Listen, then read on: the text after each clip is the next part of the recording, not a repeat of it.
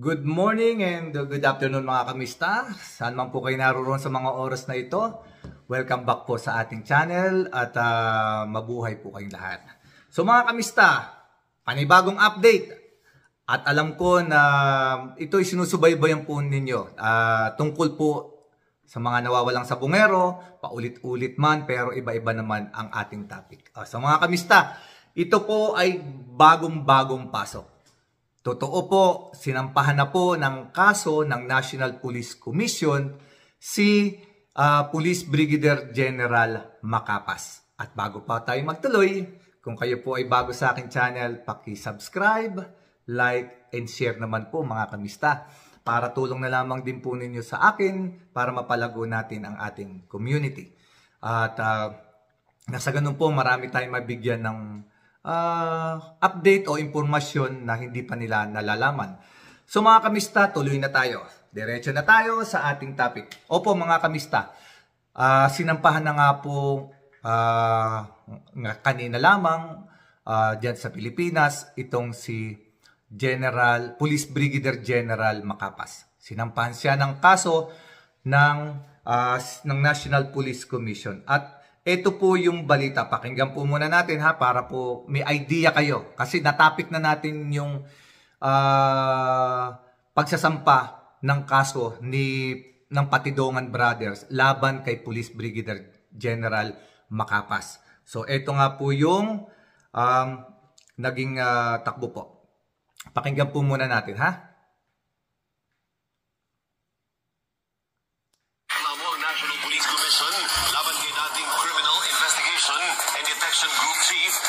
Brigadier General Romeo Macapas na naharap sa reklamong grave misconduct and conduct unbecoming of a police officer kaugnay sa kaso ng missing sabungeros. Ayon sa Inspection, Monitoring and Investigation Service ng NAPOLCOM, hinarang umano ni Macapas ang investigasyon sa nawawalang sabungero na hindi umano'y binura yung mga mensahe sa cellphone at itinago ang mga SD cards na naglalaman ng ebidensya. Siniguro naman ni NAPOLCOM Vice Chairman Rafael Calinisan na magiging patas ang investigasyon sa kasong ito. Hindi pa inaanunsyo. Okay mga kamista, kung matatandaan po ninyo, dalawang beses na natin itong binablog. Nung umpisa, ano ang nangyari, bakit nagkaganon, sino si Macapas, si Police, pero i-recap lang natin ng konti. Si Police Brigadier General Macapas, para po dun sa mga bago nating subscriber na ngayon pa lamang nakapanood ng ating channel, ito po ay na-vlog ko na before. At i-recap lang natin ng konti. Police Brigadier General Macapas, siya po ang sumundo sa magkapatid na Patidongan na si Ella Kim Patidongan at Jose Patidongan na nasa Cambodia. Ito pong kapatid ni Dondon na ito na dalawa ay sila yung sinasabi na missing link para maidiin at mapatunayan na may mga sustansya yung kanilang akusasyon laban nga po dito sa grupo ni Atong Ang. So sila po yung dalawa na sinasabi ni Secretary Remulla at ni Dondon Patidongan na susi para makapagbigay pa ng mas matibay na ebidensya laban daw po sa grupo na kanilang inaakusahan na si Atong Ang. So ngayon po mga kamista, doon po sa pangyayari nga pong iyon, na i-report ko na rin po ito sa inyo dati at sinabi ko nga na itong si Police Brigadier General Macapas ay intentionally, along the way, kinuha niya ang cellphone ng magkapatid na Patidongan ni Ella Kim at ni Jose at binura po ang mga conversation na nandoon sa cellphone at pinagkukuha po niya lahat ng mga SD card.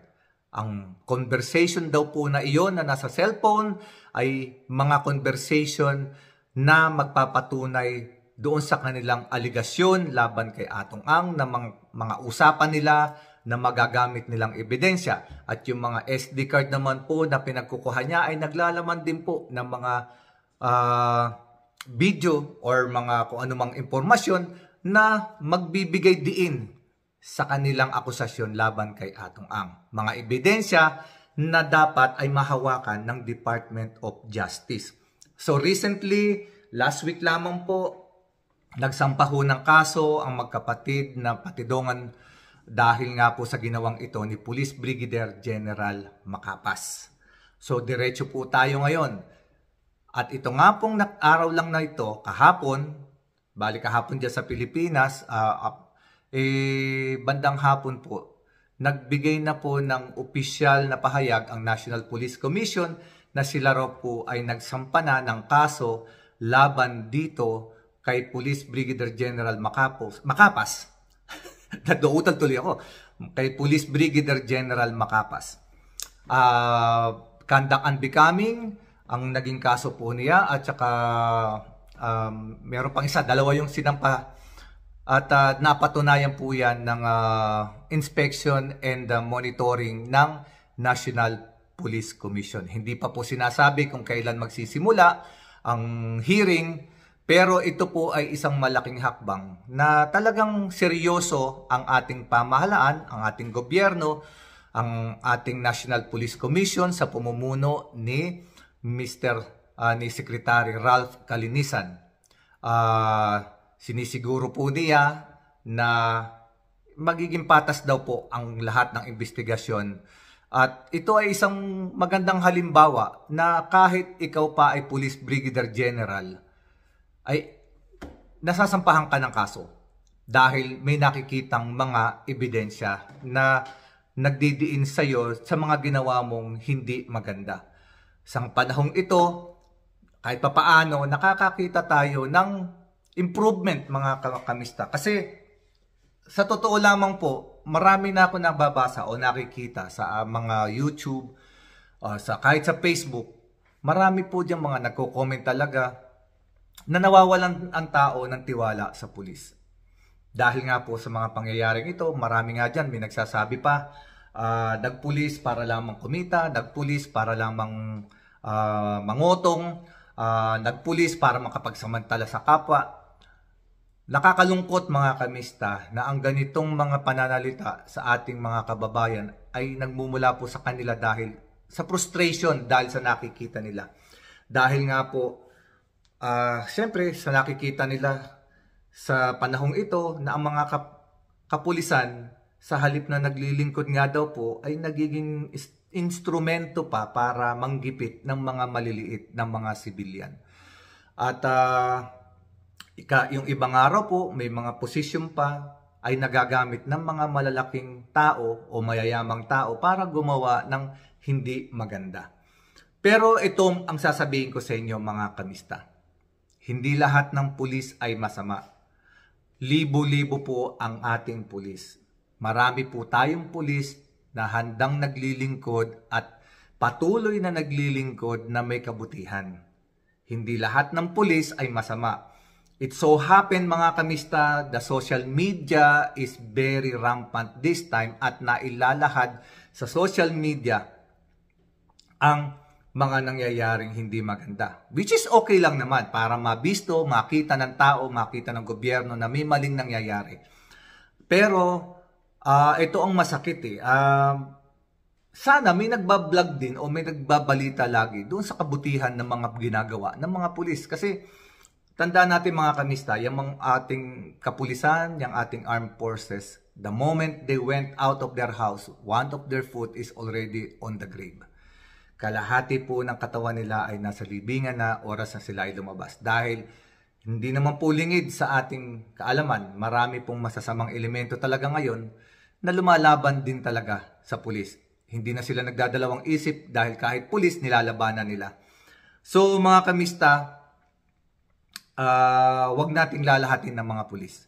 Ang sa atin lamang, kung mayroong mga pulis na nagkakamali, sila lamang, wag nating lahatin.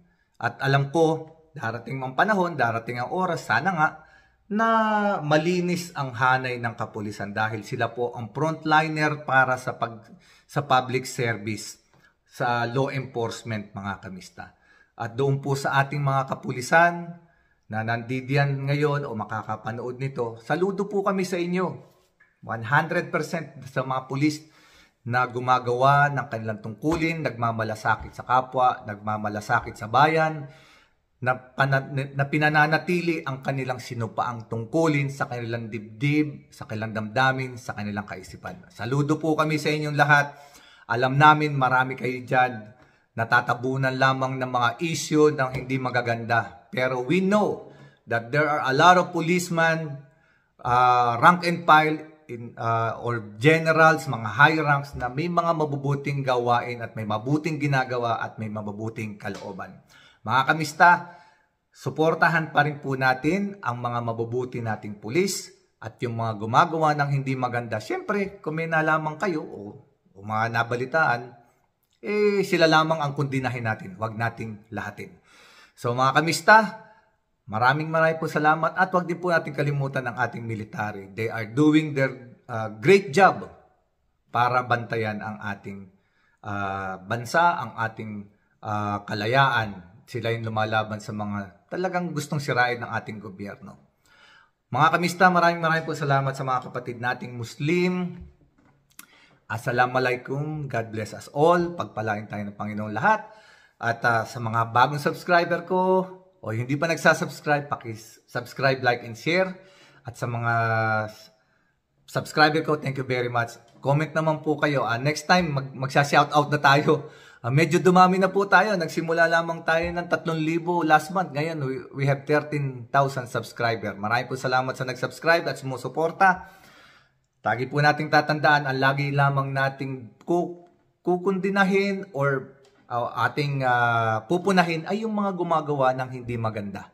At yung gumagawa ng maganda, dapat po natin silang purihin. Tandaan po natin yan. At isa pang paalala, ang lahat po ng karakter sa nangyayaring ito sa missing sa Bungero, sa kasong ito, ang mga akusado, they are all presumed innocent. Tandaan po natin, lahat po sila ay inosente pa hanggat hindi sila nahahatulan sa court of law. They are all assumed or presumed innocent until they are proven guilty in the court of law. Pwede tayong magbigay ng komento, tayo-tao lamang, pero at the end of the day, we have to make sure na ang ating papanigan ay yung tama.